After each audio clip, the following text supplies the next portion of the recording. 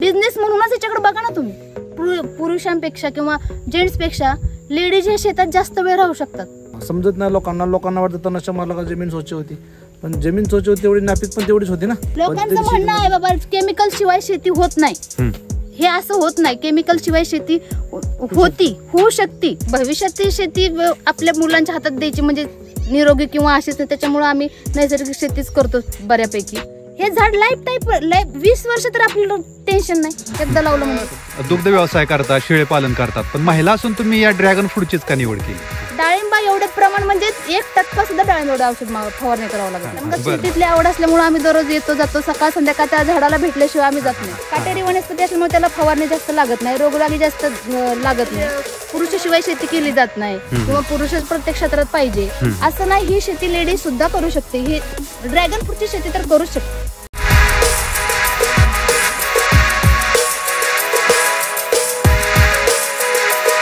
आता साधारण याचं मार्केटिंग कुठं करता तुम्ही? मार्केटिंग आम्ही सध्या तर पुण्यालाच करतो आणि पुणे मुंबई अशी ठिकाणी पाठवतो. पुणे आणि मुंबई ठिकाणी. बरं. आता ही ड्रॅगन फ्रूट बाग लागवड करायच्या अगोदर तुम्ही इतर ठिकाणी किंवा इतर शेतीवरती कुणाच्या व्हिजिट केल्या होत्या का, भेट दिल्या होत्या का? हो, ड्रॅगन शेतीसाठी आम्ही 1-2 ठिकाणी भेट दिले.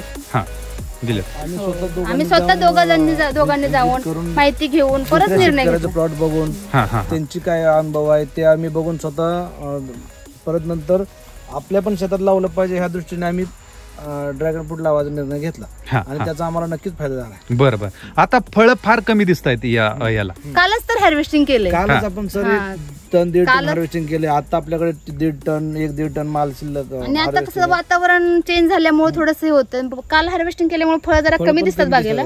काल जर व्यवस्थित झालं असतं तर. काल आपल्याला पावसामुळे त्याचा व्हिडिओ नाही करता आला, त्याच्यामुळे आता आपण आज करतोय. पण आज पण आपल्याकडे भरपूर माल आहे, साधारण 20-25 एका पोलवर फळं तयार आहेत आपल्याकडे आता. आणि आपण काल पण तेवढे तोडले 1-1.5 टन माल आपण कालच हार्वेस्ट केलेलं आहे. आणि फर्स्ट बॅच हे 6 वर्षातून फर्स्ट फ्लावरिंग आहे, ह्या वर्षीचं फर्स्ट फ्लावरिंग आहे. आता हे असं 6 ते 7 वेळा आपल्याला फ्लावरिंग मिळणार आहे. वर्षात म्हणजे 6 महिन्यात 6 वेळा आपण फळ तोडू शकतो. 6 ते 7 वेळा फ्लावरिंग येते याला. आता हे फर्स्ट फ्लावर आहे, फ्लावरिंग निघालेलं आहे आपला आता एवढं.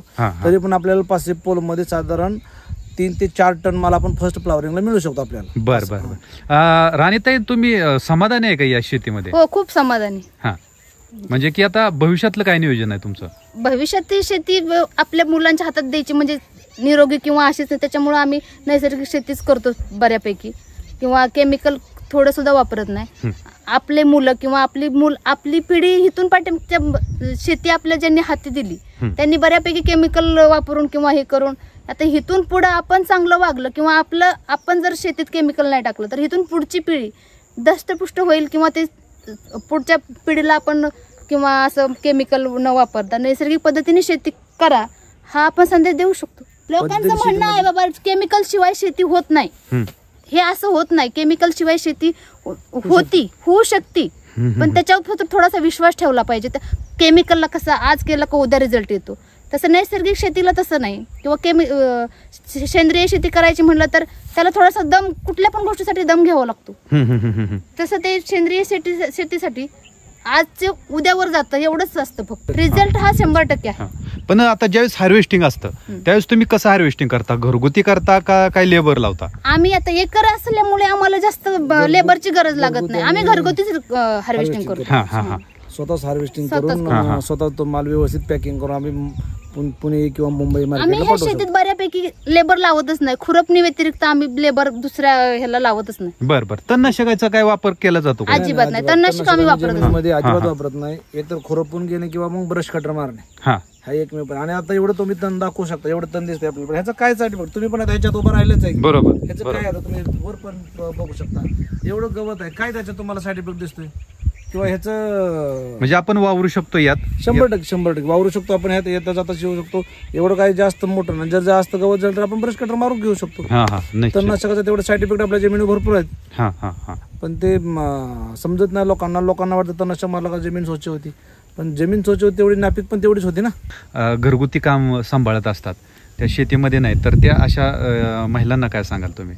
आज शेतीला कमी लेखलं जातं, पहिला मुद्दा आहे. प्रत्येक स्त्रियांनी ही शेती असं ज्या स्त्रिया शेतीच करतात किंवा शेतकऱ्याच्या बरोबरीने प्रत्येक क्षेत्रात आज लेडीज आहेतच. मग शेतकरी पुरुषाबरोबर स्त्रीने केलं तर काय वागू त्याच्यामध्ये. स्त्री ज्या मी तर म्हणन पुरुषांपेक्षा किंवा जेंट्सपेक्षा लेडीज हे शेतात जास्त वेळ राहू शकतात. नवीन ह्याच्यानुसार किंवा ह्याच्या बघितलं आपण तर लेडीज ही शेतीमध्ये जास्त वेळ देऊन किंवा हे करून काम करताना खूप लक्ष देऊ शकते.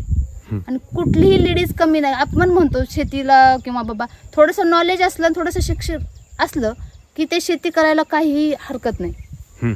आणि आजच्या पिढीने म्हणते आजच्याच लेडीजनी शेतीकडे खूप समाधानाने जर लक्ष दिलं किंवा आपण त्याच्यातून इतर आता नोकरीच्या शोधात 10,000 म्हटलं तरी लेडीज त्याच्या मागे पळतात. ना आपली शेती आहे, आपल्या शेतीत थोडंसं कष्ट केलं तर त्याच्यातून आपल्याला आज 10,000 तुम्ही महिन्याचा प्रॉफिट घेताय. आज तुम्हाला 6 महिन्यात किंवा ह्याच्यात तुम्हाला 5-6 लाख कोण देतो. स्वतःची शेती आहे ती स्वतःचा बिझनेसच ना. बिझनेस म्हणूनच याच्याकडे बघा ना तुम्ही. असं तर माझं प्रत्येक लेडीने शेतीला कमी नाही लेखायचं पाहिजे. आजकाल 10-20 हजार पगार म्हणजे खूप मानलं जातं. 6 महिन्यात जर तुम्ही 4-5 लाख किंवा 2-3 लाख रुपये जरी कमवत असाल तुमच्या हक्काचे आपल्या शेतीतून कष्ट करा आणि घरचं बघत बघत तुम्ही पैसा कमवताय. शेती ह्या घरचं बघत बघत केल्यामुळे आजच्या स्त्रियांनी किंवा आजच्या पिढीने ह्या शेतीकडे चांगल्या नजरेने बघितलं ना तर शेती ही उत्कृष्टच आहे. म्हणजे तुम्ही समाधानी आहे शेती करता? खूप समाधानी आहे. बरं बरं. भविष्यातलं काय नियोजन आहे तुमचं? भविष्यात तर आता म्हणलं तर काय आहे हे चालूच आहे आपलं. अजून प्रगतिशील शेती करा म्हणजे अजून आपलं ड्रॅगनच वाढवायचं चाललंय. आपल्याकडं आता जैविक पद्धतीने आम्ही डाळिंब करतोय. फळबागा बऱ्यापैकी आहेत. त्याच्यामुळे पुढच्या पिढीला संदेश असा आहे किंवा आपलं उत्पन्न जास्त होईल. शेती करत करत आपला हे पण वाढलं पाहिजे, वेळ पण कमी झाला पाहिजे. त्यानुसार नियोजन करून व्यवस्थित शेती केली पाहिजे. नक्की नक्की. तर म्हणजे किराणीताई तुम्ही समाधानी आहे यातून? हो हो नक्कीच. तर आपली ही मुलाखत बघून तमाम महाराष्ट्रातल्या ज्या काय महिला आहेत त्या नक्कीच विचार करतील आणि ज्या शेती करत आहेत त्या नक्कीच नैसर्गिक शेती किंवा सेंद्रिय शेतीकडे वळतील अशी आपण आशा व्यक्त करूया. पण म्हणून प्रत्येक शेतकऱ्याने सेंद्रिय शेती केली पाहिजे किंवा जैविक शेती वळलं पाहिजे. आजकाल जमीन ही नापीक होत चालली हो.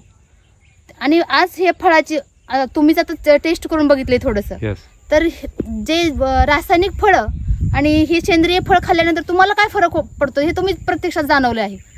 माझी एक मैत्रीण आहे तिला मी ड्रॅगन दिलं होतं. तिची मुलगी आता 8वी-9वीला असेल. तिला ती फळं दिल्यानंतर ती म्हणली मम्मी हे फळ कुठून आलं. ती म्हणली माझ्या मैत्रिणीच्या घरून आणले. तर ती म्हणली अगं मार्केटमध्ये आणतो ते असं फळ नाही लागत. तुझ्या मैत्रिणीला अजून विकत आणायला सांग पण आपल्याला हे फळ आपल्याला त्यांच्या घरून फळं मागव. म्हणजे ह्याची गोडी आणि ते रासायनिकची गोडी खूपच वेगळी लागते. म्हणजे की हे सगळ्यात महत्वाचं आहे तुमचं जे आपण जे एक शेती करतोय त्यात एक समाधान आहे. आपण ह्या ड्रॅगन फ्रूटची शेती करताय आणि त्यात तुमचं हे नैसर्गिक आहे आणि त्याच्यामुळं चांगली चव लागते या फळाला. खूपच गोडी त्याच्यात खूप चांगली. कलर तर बघितला कलर तर किती असं लालसर खूप कलर जास्त लालसर कलर होत. बरोबर बरोबर. म्हणजे ही फळं त्याच एक द्योतक आहेत आणि ही फळं आपल्याला सांगतायत की ही नैसर्गिक आहेत. आणि म्हणजे की आपण म्हणतो की उत्पादन कमी मिळतंय परंतु तुम्हाला ठीकठाक उत्पादन मिळतंय नैसर्गिक करून सुद्धा. हो खूपच छान. म्हणजे असं काही नाही रे केमिकलनी फळं वाढतात किंवा काय नैसर्गिक पद्धतीने केलं तर खूपच चांगली प्रगती आहे. नक्की नक्की. तर आणि ताई आपण जो काय अनमोल वेळ दिला, अनमोल मुलाखत दिली, अनमोल माहिती दिली त्याबद्दल मी तमाम शेतकरी बांधवांच्या वतीनं आणि आपल्या अष्टदीप क्रिएशन्स या युट्यूब चॅनलच्या वतीनं मी आपले आभार व्यक्त करतो. धन्यवाद.